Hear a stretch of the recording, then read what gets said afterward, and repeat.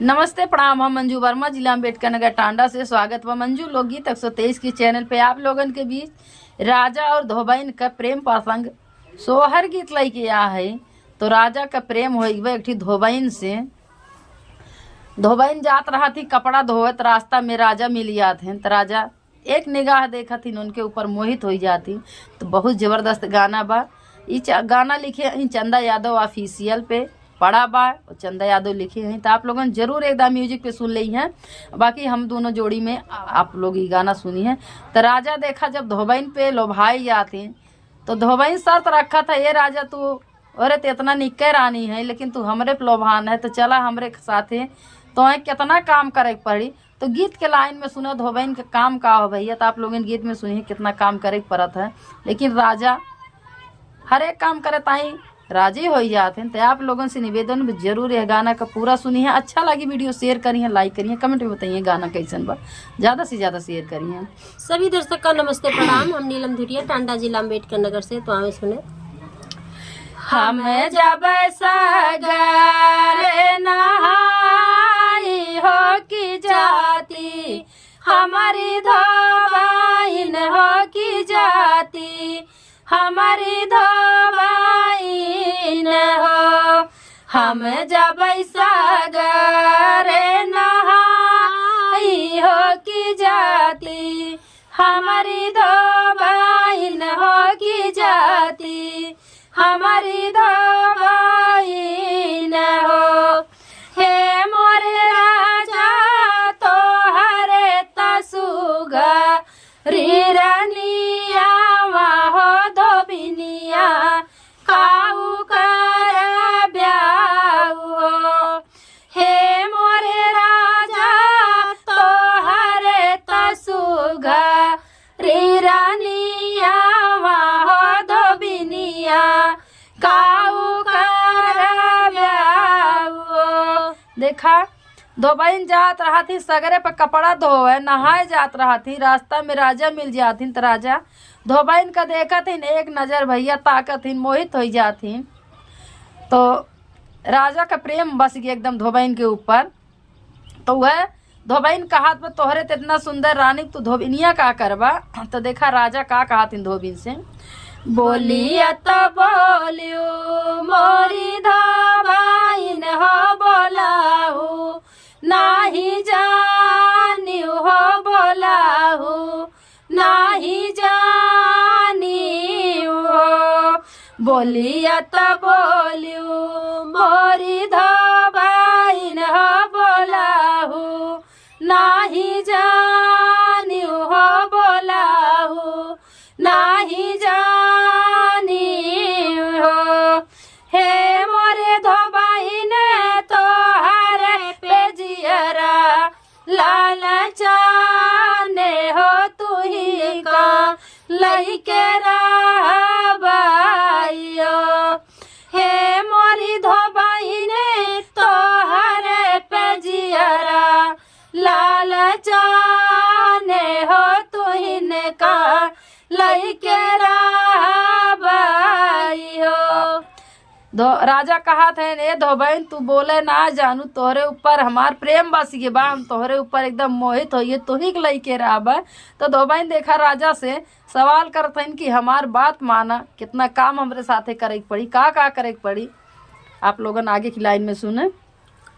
जाऊ राजा हमारा पे लोभ्या हो कहन, हमारा मान ब्याहो कहन, नाही मान ब्याहो। जाऊ राजा हमारा पे लोभ्या हो कहन, नाही मान ब्याहो कहन, नाही मान ब्याहो। हे मोरे राजा गाठरी ढोवैबे, दिन राती हो की जाती, हमारी धोबैन हो। हे मोरे राजा गाठरी धोवैबे, दिन राती हो की जाती, हमारी धोबैन धोबैन कहा तो राजा जब तू हमारे प्लोभान है, हमार बात ना मानत है, हमार पीछे छोड़ दे, ना बात मानत है तो हमरे साथे चलबत तो से गठरी ढोवाई जौन है, और नहीं तो हमार पीछा छोड़ दे। तो देखा और का कहा थी धोबैन राजा का, सोचा था कि कितना समझाई राजा अपन मेहरारू लड़किया बच्चा लेके जाए हमें छोड़ दें।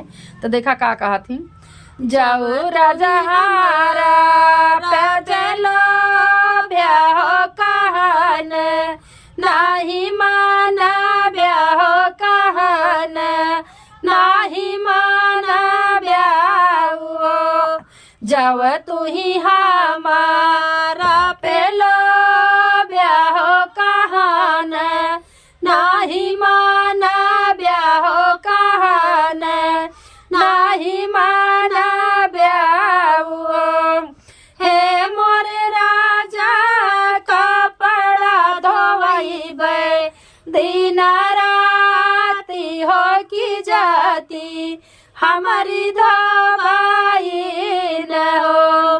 हे मोरे राजा कपड़ा धोवैबे, दिन राती हो की जाती, हमारी धोबाई न हो। देखा धोबैन कहा तो राजा जब तू हमार बात ना मानत है तो तुझसे हम दिन रात कपड़ा धोवाई।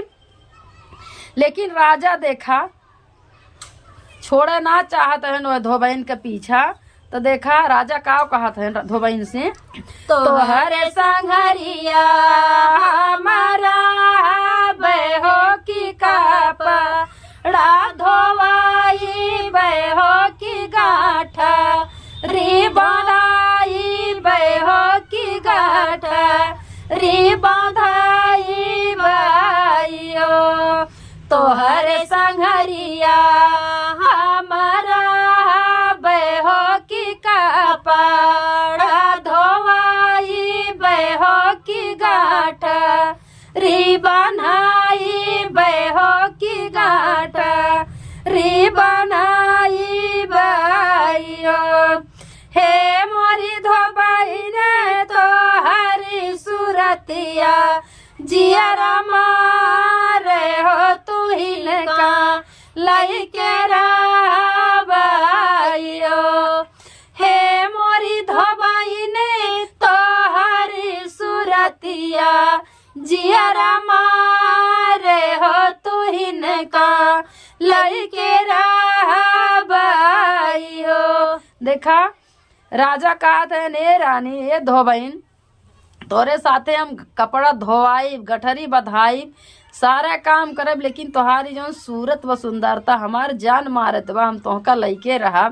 तो देखा राजा बड़ा हरामी बा, कोनो मतलब से इतना गहरा प्रेम करत बा। तो आप लोगन आगे की लाइन में सुना राजा का वो का कहा थी, धोबैन का कहा थी, जाओ राजा हमारा पेरा ब्याह की माना, बाउरा ने हो की माना, बाउरा ने नी हो।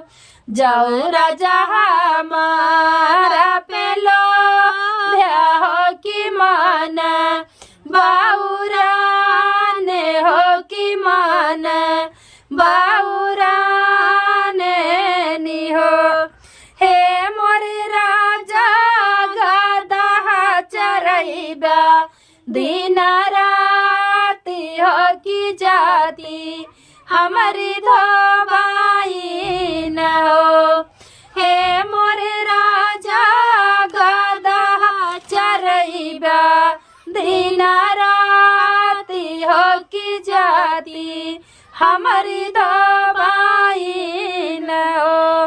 देखा धोबैन वही राजा से पीछा छोड़ा चाहत व कहत जो राजा हमारे पे तू लोभान है, तो हार मन इतना बौराई गे बा, तो तू हमारे साथे गदहा चरैबा दिन रात, लेकिन नाई तो हमार पीछा छोड़ दे। तो देखा धोबैन पे राजा इतना मोहित हो गए न, वह रानी जौन है उनके गर्भवती है, तो दिन निचकात बा, बच्चा होए वाला समय आवत बा। तो देखा का होता है, 8 महीनवा के बीतत की हम रे लाला ना भाए हम रे लाला ना भाए हो।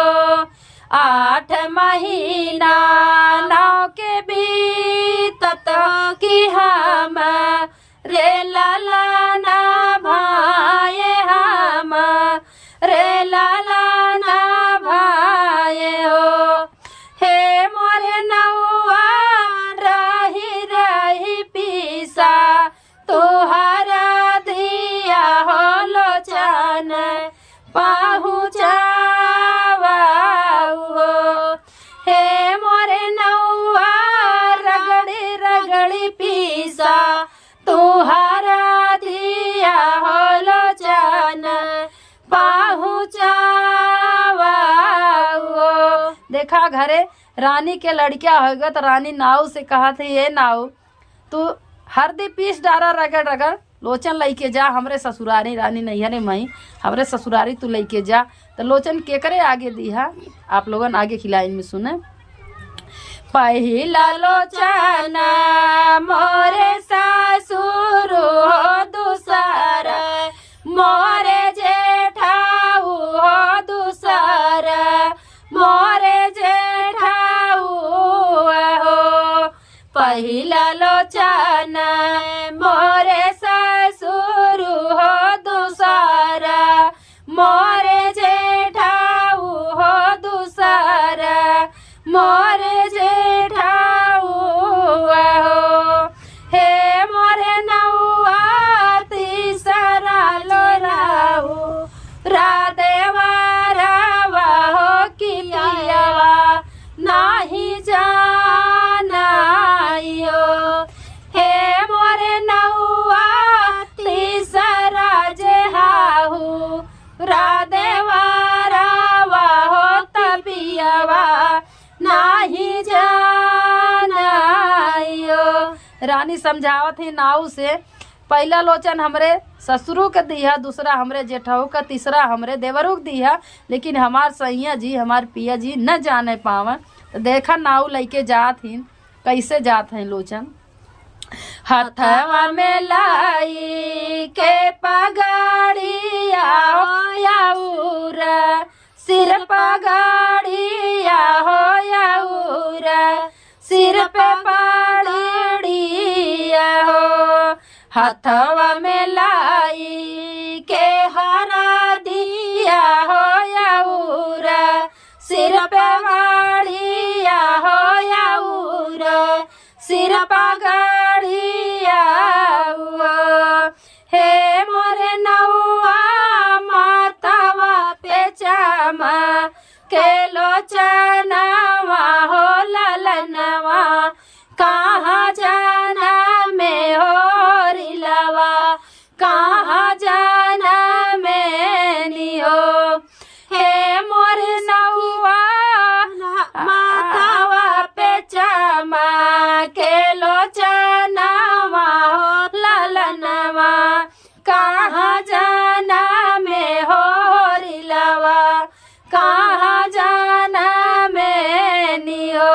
देखा नाव लेके गए तब ससुरों का जेठऊ सब जने मिलत हैं तो सैया जी मिलत हिन हाथे में लिए रहथिन। तो नाव से पूछा थिन कि ये नाव तोरे माथे पे चमकत बा लोचन कहाँ लेके तू जाते केकरे लड़किया भय बा। तो देखा नाव बेचारू उनके पचत ना वो बताए देथिन सही सही कैसे बतावत हैं।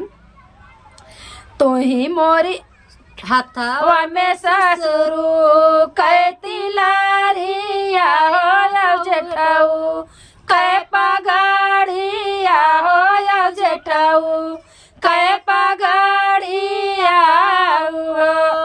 हथवा में ससुरु कहती लारिया हो जेठाऊ कै पगाड़िया हो जेठाऊ कै पगाड़िया हो।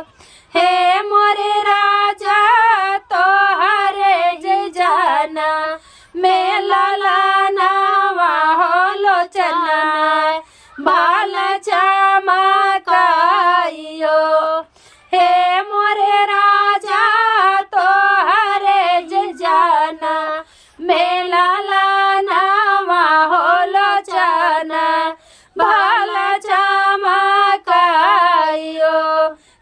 कहत हैं ई जौन कुल देखत है तोहर ही लड़किया भाई बा, एक नाते हम लइके आ है।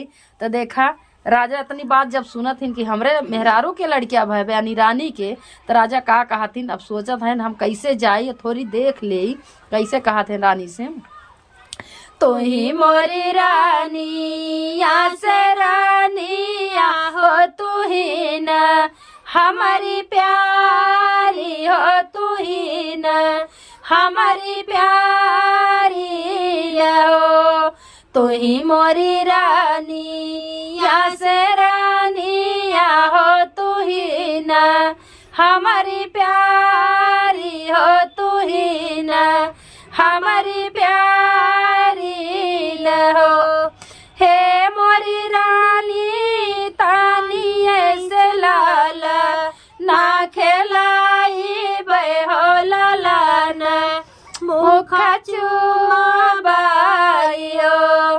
हे मोरी रानी तानी ऐसे लाला ना खेलाई बहो लालाना मुखा चुमाबाइयो।